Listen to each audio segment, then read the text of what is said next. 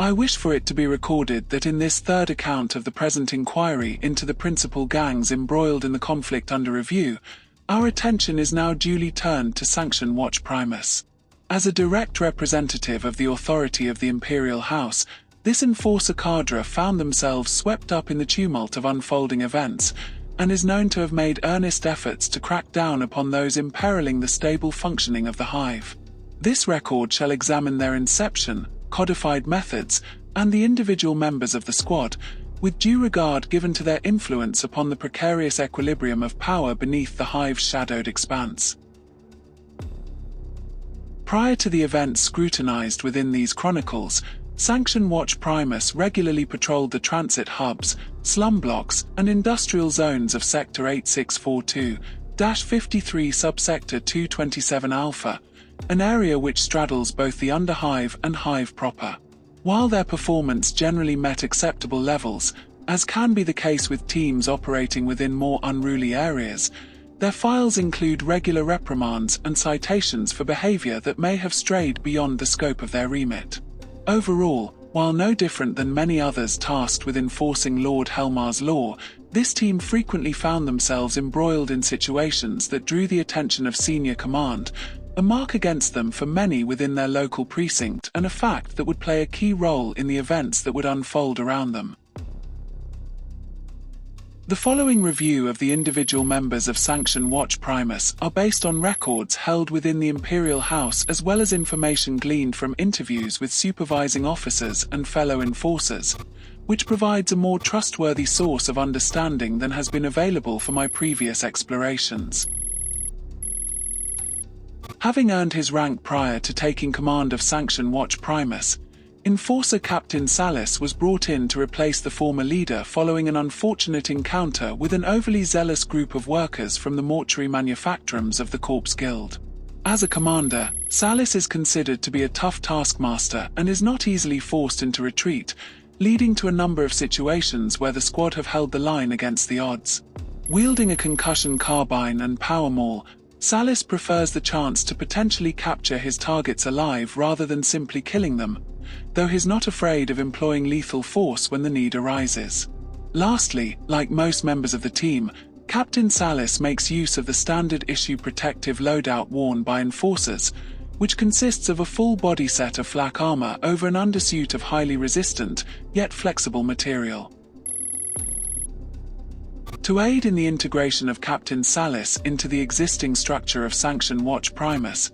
Palanite Sergeant Eaves joined him in transferring over to the team, a move that was initially met with a degree of resistance by the original members of the squad. This opposition, though, was short-lived as it quickly became clear that Eaves was more than just their new captain's sidekick. Instead, as an experienced operator, Eaves would often be found leading the charge, running and gunning his way into the heart of the enemy where his skill with an enforcer bolt gun would quickly leave his opponents with little hope. As with Captain Salis, Sergeant Eaves is kitted out in the standard array of enforcer gear, including flak armor and armored undersuit, as well as magnicals for when an arrest is warranted.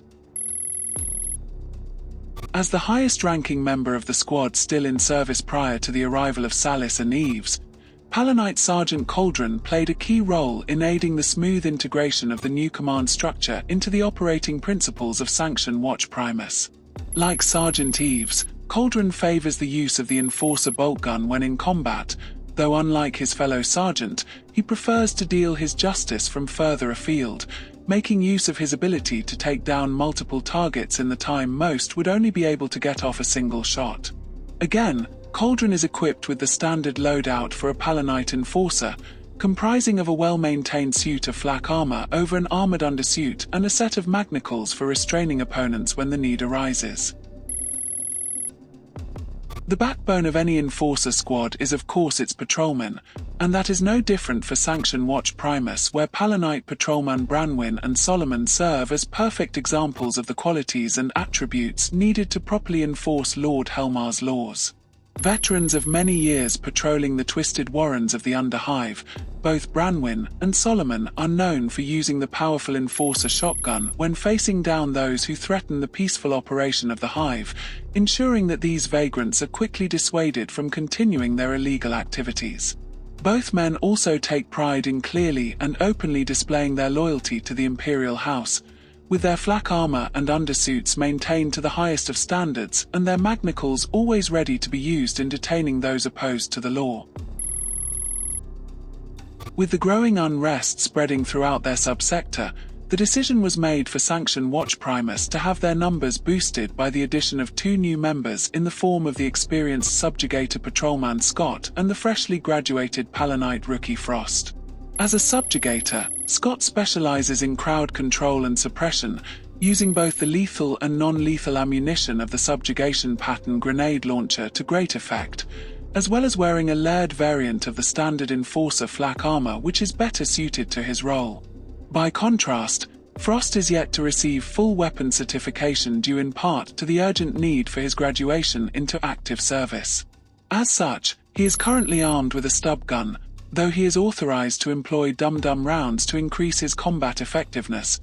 while his protective loadout is in line with the standard requirements for enforcers. As we begin to explore the events surrounding Sanction Watch Primus's involvement in the recent upheavals and unrest, it is clear that these servants of the Imperial House represent the righteous authority of Lord Helmar and his desire to ensure the peace and productivity of Necromunda, as sanctioned by the Imperium of Man and the will of the Holy Emperor, whose light protects us all.